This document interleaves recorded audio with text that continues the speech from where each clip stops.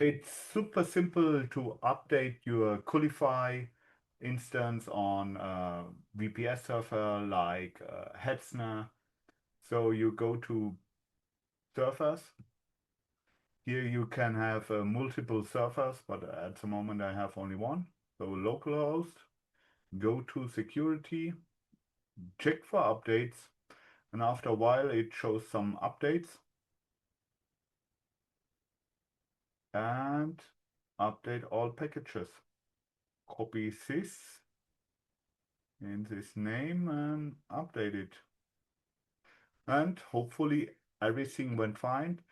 If not, you usually have a backup at Hetzner, so you can reverse the changes.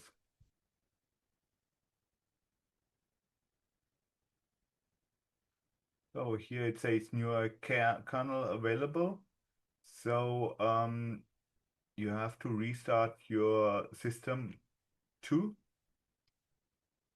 And you can do it either here on the terminal, like restart.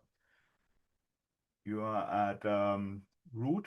This hashtag means you are root, and you can reboot it. So now the whole server is rebooting. Of course, it's losing connection, and after some minutes, it will come back. So now I'm back, and it has the latest kernel.